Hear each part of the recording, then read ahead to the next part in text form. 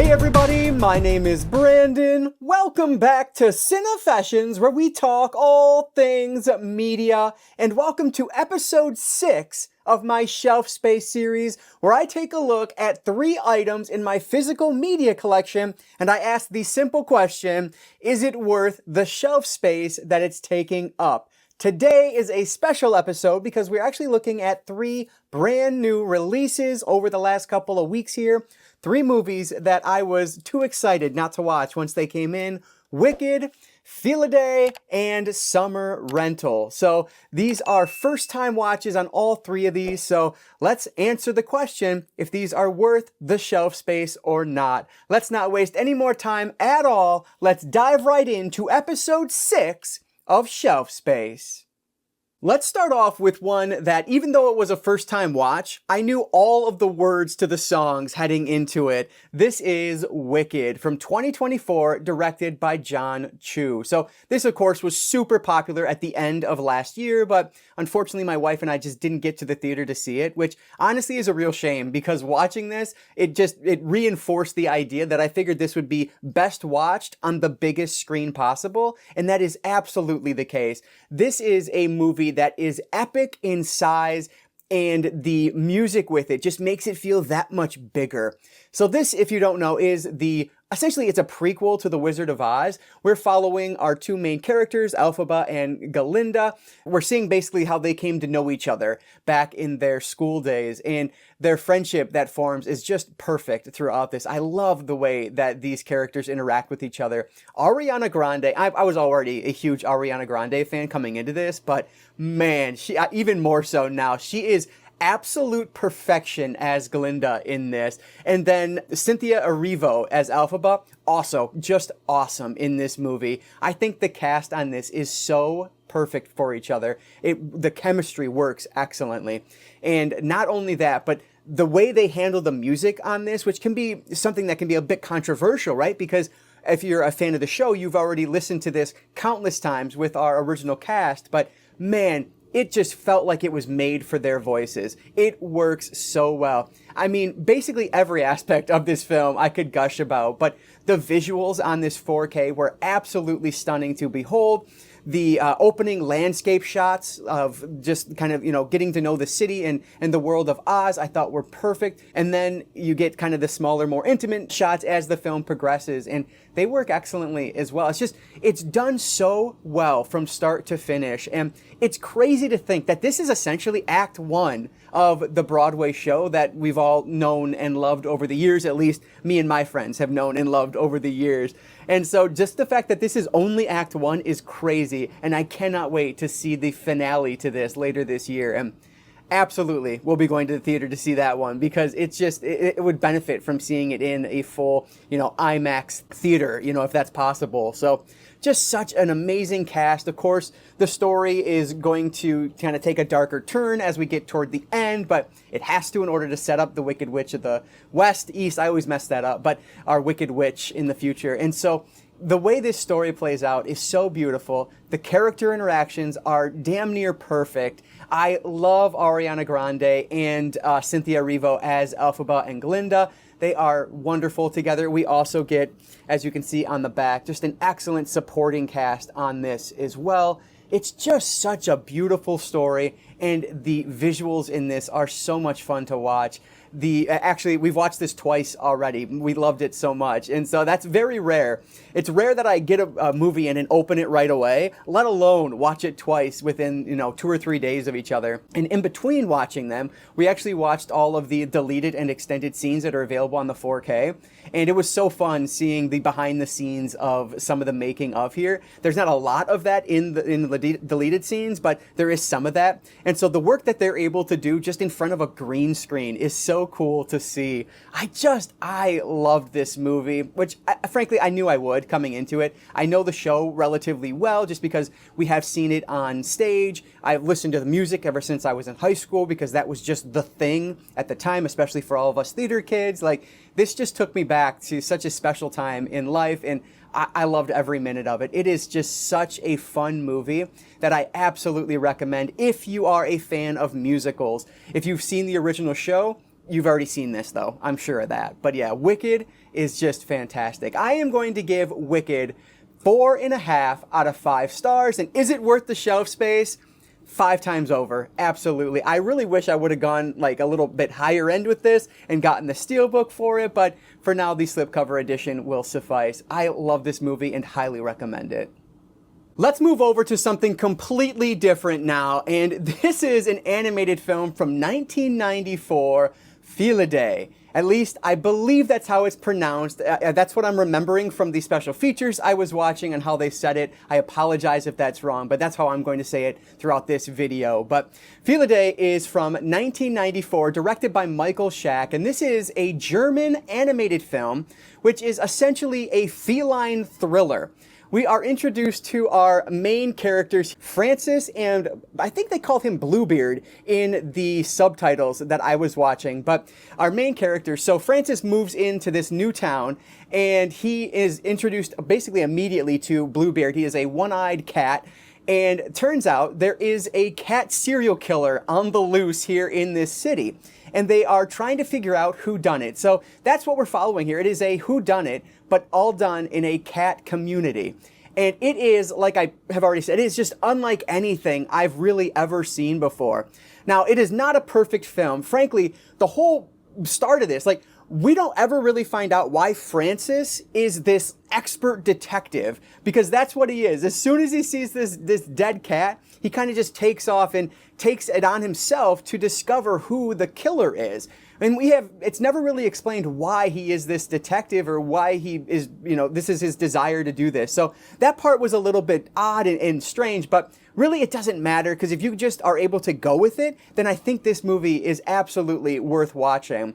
I love the animation in this, and on the 4K, that animation style just looks so nice. It is beautifully hand-drawn and looks so great in that 4K format. So highly recommend the 4K if you are interested in this release. What's so interesting about this movie is that it just goes places that I never would have expected. So we start off with this murder of the cat. In the middle of the movie, there is feline fornication, which is just absurd that I could say that. And then it ends with this feline fight as our climax of the movie. And it just didn't expect that. Along the way, it talks about some themes in here like homophobia and other things along those lines that you just don't expect to see in an animated film like this. But this is absolutely not for children at all. There is, lots of swearing, tons of brutality in this. There's a decapitation at one point, and it's bloody, it's gruesome, and it is just not for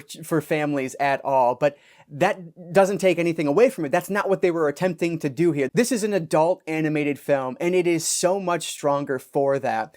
It is just a unique story. I really liked how the progression of the story went. I really wanted to know who the killer was throughout this. I didn't guess it. I thought I may have figured it out at one point, but I hadn't. And so I thought that was pretty interesting that I wasn't able to guess the final killer in this. And it's just beautifully told in so many different regards. But like I said, it's not perfect. It's strange. These dream sequences that are done in here, they're not my favorite necessarily. But I think, overall, it is a very well done movie that is absolutely worth your time. And maybe you're like me and never even heard of it before, but once I read the synopsis, I had to check it out. And I'm really glad I did, because this is just such a interesting and different type of film. This 4K release is also very worthwhile if you're interested. One, it's not terribly expensive, at least it wasn't on release when I bought it. And there's a long interview in here done like via Teams or Skype or something, Zoom, whatever they used, where the director is talking with one of the individuals from Deaf Crocodile. That was very interesting, right from his childhood on up, because, in Germany in the mid-90s, how do you fall into making something like this? And so I thought that was a really interesting interview. But yeah, very well done. The commentary track, I didn't listen to the entire commentary track on this, but I mentioned that in my anticipated releases video that it's done by the Disc Connected, DISC Connected individual, the person who runs that, whose name I'm completely escaping me right now, but he did a great job on the commentary track as well. Ryan Verrill, that's who it is, the physical media expert, which is just the coolest title ever, along with film professor Dr. Will Dodson. very well done for what I did listen to. So just an awesome release from Deaf Crocodile, the only Deaf Crocodile release in my collection, but boy, is it a special one.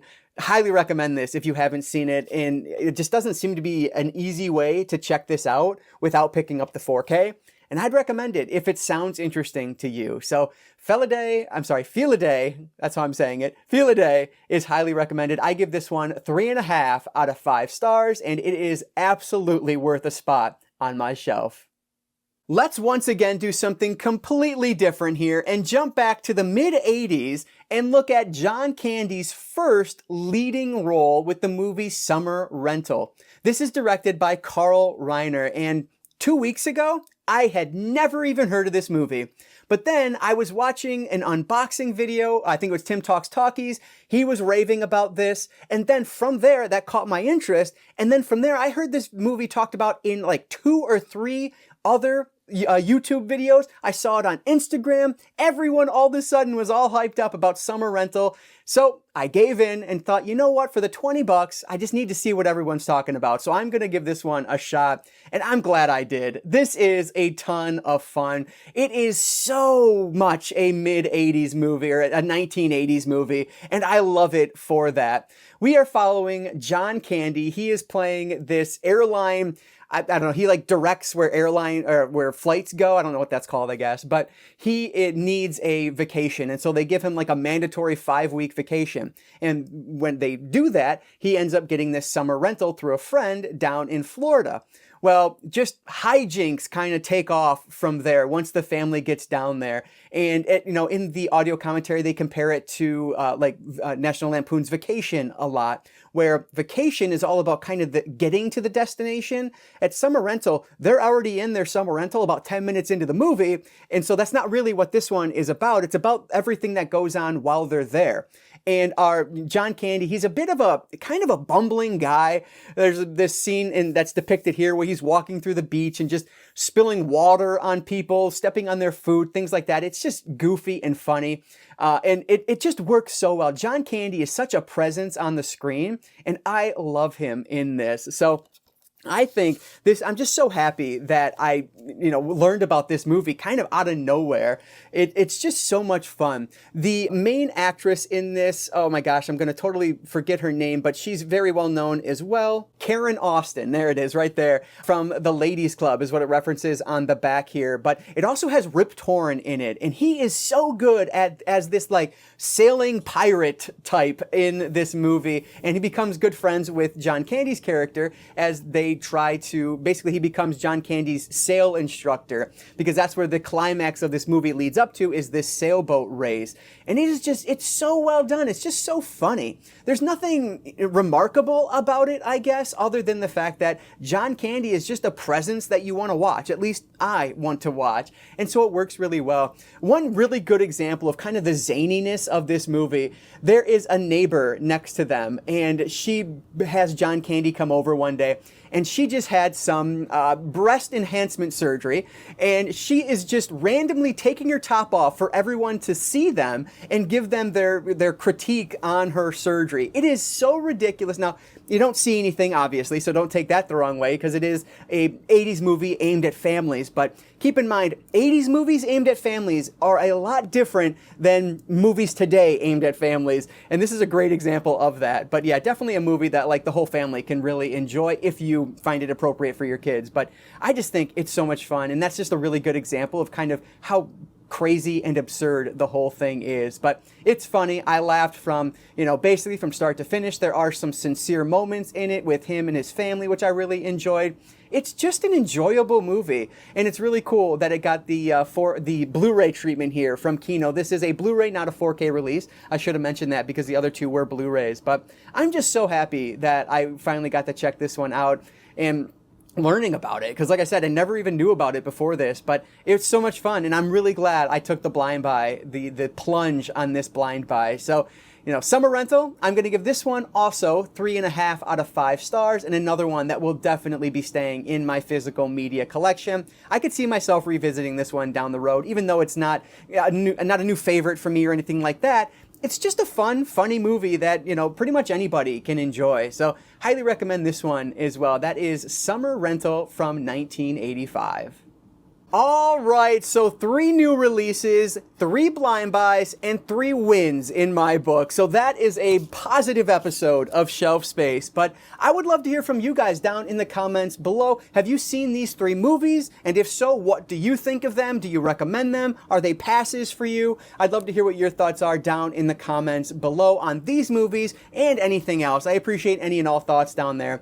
I am a couple movies in for the next episode of Shelf Space, so you should see that in the coming weeks here. But yeah, let me know what you guys think about this video, these movies, all of that in the comments below. But that is going to do it for today, guys. Thank you so much for making it all the way to the end here. I really do appreciate that. And before I let you go, I'll just encourage you all to consume some media today. Thanks again for watching, and I will catch you all next time.